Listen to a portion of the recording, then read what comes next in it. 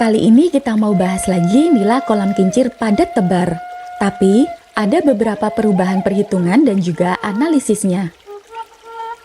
Sebelum lanjut, buat kamu yang belum subscribe, silahkan subscribe dulu dan bunyikan lonceng notifikasinya. Seperti yang kita tahu, teknologi budidaya ikan nila terus berkembang. Pembudidaya tentunya menginginkan efisiensi dalam penggunaan lahan, air dan pakan, serta sarana produksi lainnya. Kepadatan tebar pun ditingkatkan hingga 2, 3, dan bahkan 4 kali lipat dari kepadatan tebar normal. Pembudidaya bisa menebar benih hingga 100 ekor per meter kubiknya.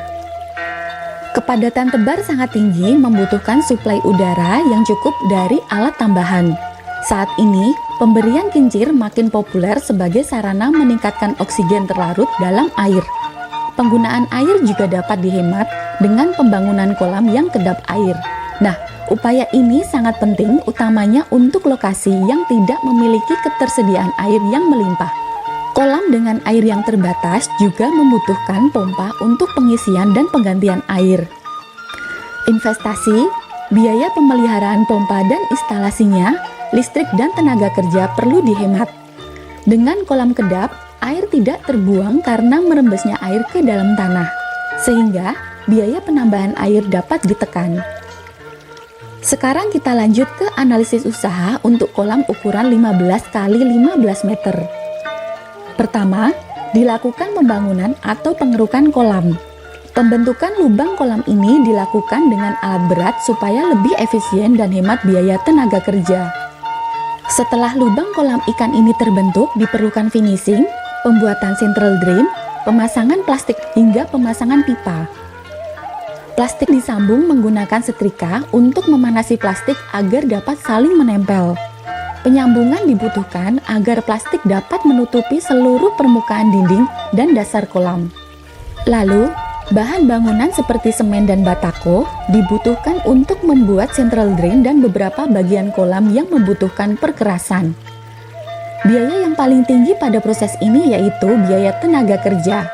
Nilainya lebih dari setengah total biaya persiapan kolam, yaitu sebesar 14 juta rupiah. Biaya lain yang harus dikeluarkan yaitu pengadaan jaring dan bambu. Jaring dan bambu ini digunakan untuk memagari kolam. Kemudian, saluran air dan irigasi juga diperlukan sebagai saluran pembuangan air kolam yang keluar dari central drain. Adapun total biaya yang dibutuhkan untuk persiapan kolam ini sebesar Rp25.631.500. Untuk perhitungan pada analisis selanjutnya, biaya persiapan kolam ini disusutkan per periode budidaya. Biaya penyusutannya yaitu Rp508.766. Setelah kolam siap, dilakukan pengisian kolam dengan air. Air menggunakan air irigasi, tapi karena posisi kolam berada di atas saluran, jadi dibutuhkan mesin pompa. Pada proses pengisian air ini digunakan mesin pompa modifikasi agar daya listriknya cukup rendah dengan debit air yang cukup tinggi. Pengisian air dilakukan secara berkala selama pemeliharaan. Pada saat pergantian air berkala ini, air dikeluarkan sebanyak 1/3 volume kolam, kemudian diisi kembali hingga penuh. Pengisian kolam juga dilakukan setelah sortasi panen pertama.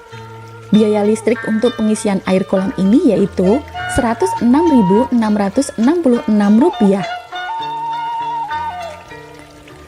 Sebelum penebaran ikan diperlukan persiapan air. Air diberi probiotik dan didiamkan sampai air siap ditebar benih ikan. Benih ikan nila yang ditebar berukuran 70-100 ekor per kilogram. Jumlah penebaran benih sebanyak 2 kuintal untuk ukuran kolam 15 x 15 meter. Kedalaman kolam ini antara 1 sampai 1,5 meter. Di sini diasumsikan kedalamannya 1 meter aja. Jadi kalau dihitung kepadatan tebarnya sekitar 62 sampai 88 ekor per meter kubik air. Dengan padat tebar tinggi, diperlukan kincir air untuk menambah oksigen terlarut dalam air. Kebutuhan oksigen sangat tinggi dengan kepadatan tebar tinggi seperti ini. Kincir air dioperasikan terus-menerus untuk memastikan kebutuhan oksigen terpenuhi. Untuk mengantisipasi adanya listrik PLN yang padam, diperlukan genset sebagai sumber listrik kedua. Ketersediaan bahan bakar sangat penting sebagai antisipasi jika listrik padam. Kemudian, pakan pelet menjadi asupan nutrisi utama bagi ikan. Pakan juga merupakan komponen biaya tertinggi pada proses pemeliharaan dan pembesaran ikan ini. Biaya selama proses budidaya hingga panen mencapai lebih dari 26 juta rupiah. Pemanenan dilakukan 2 kali, pada saat umur 3 bulan dan 4 bulan. Saat umur 3 bulan dilakukan sortasi. Ikan yang berukuran besar dapat dipanen, sedangkan ikan yang belum memenuhi ukuran panen dipelihara hingga 4 bulan. Total biaya pemeliharaan ikan hingga panen terakhir yaitu Rp39.440.000. Investasi peralatan mesin antara lain kincir air, pompa air, genset, rumah jaga, instalasi listrik, dan tambang. Kincir air sebanyak 1 unit untuk tiap kolam. Pompa air sangat penting, investasi pompa air bisa digunakan untuk beberapa kolam. Begitu juga genset, rumah jaga, dan instalasi listrik yang tidak harus dimiliki untuk tiap kolamnya. Investasi peralatan ini cukup tinggi. Hanya saja, perhitungan biaya per siklus produksi menggunakan biaya penyusutannya. Penyusutan peralatan dan biaya sewa lahan sebesar Rp1.3.666. Sejumlah peralatan mesin perlu pemeliharaan supaya kinerjanya tetap optimal. Pemeliharaan ini meliputi penggantian pelumas, servis, dan penggantian suku cadang. Pemeliharaan kolam juga dapat berupa penambalan bagian kolam yang rusak. Biaya pemeliharaan alat mesin sejumlah Rp387.777. Selanjutnya, biaya modal sendiri. Pada kenyataannya, di perhitungan ini, pembudidaya menggunakan uang sendiri untuk membiayai proses produksi ikan. Meski mengeluarkan uang sendiri sebagai modal usaha, tidak ada biaya bunganya. Tapi di sini kita asumsikan biaya bunga modal sendiri diperhitungkan sebagai bentuk tingkat pengembalian dari dana investasi yang dikeluarkan berupa modal sendiri. Besarnya bunga modal sendiri diasumsikan sama dengan bunga kredit usaha rakyat. Nilai bunga modal sendiri ini sebesar Rp2.425.923. Jadi, total biaya yang dibutuhkan untuk membudidayakan ikan adalah biaya produksi ditambah dengan bunga modal sendiri. Sehingga, total biaya untuk satu periode budidaya ikan nila ini yaitu Rp43.872.801. Setelah 3 bulan, ikan dipanen. Sebagian besar ikan sudah memasuki usia panen dan ukurannya juga sudah cukup. Lalu, dilakukan sortasi. Ikan yang belum sesuai dengan standar pemasaran dipelihara hingga bulan keempat. Sampai dengan bulan keempat, diperoleh hasil sekitar 2,5 ton nila. Harga diasumsikan Rp25.000 per kilogram, sehingga total penerimaannya sejumlah Rp62.500.000. Penerimaan tersebut dikurangi dengan total biaya diperoleh keuntungan atau laba.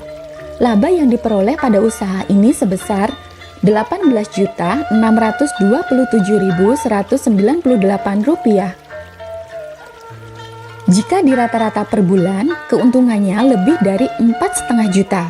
Nah, kalau semua dilakukan sendiri seperti pada umumnya, maka penerimaan bersih per bulan bisa lebih dari 5 juta per bulan. Pendapatan ini bisa jadi lebih besar dibandingkan gaji kepala dinas perikanan loh, jika diasumsikan golongannya 4C dan masa kerjanya 26 tahun. Gaji pokoknya nggak sampai 5 juta per bulan. Di sini, kelayakan usahanya bisa dilihat dari B per C rasio atau R per C rasio. B per C rasio merupakan rasio antara keuntungan dengan total biaya. Hasil perhitungannya diperoleh B per C rasio senilai 0,425. Sedangkan R per C rasio merupakan rasio antara penerimaan dengan total biaya. Hasil perhitungannya sebesar 1,425. Penilaian kelayakan usaha bisa menggunakan B per se rasio atau R per se rasio yang nilainya lebih dari 1.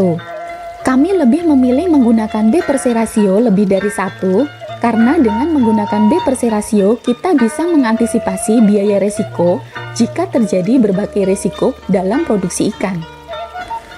Selain itu, kita juga bisa mengembalikan keuntungan yang diperoleh untuk memperluas skala usaha. Di perhitungan kali ini, BEP atau titik impasnya sebesar Rp17.549. Gimana ya Gripreneurs? Semakin yakin nggak nih untuk budidaya nila kolam kincir? Demikian video kali ini, semoga menginspirasimu. Dan kalau menurutmu bermanfaat, jangan lupa like dan share ya. Dan juga beri kami masukan di kolom komentar. Sampai jumpa di video selanjutnya.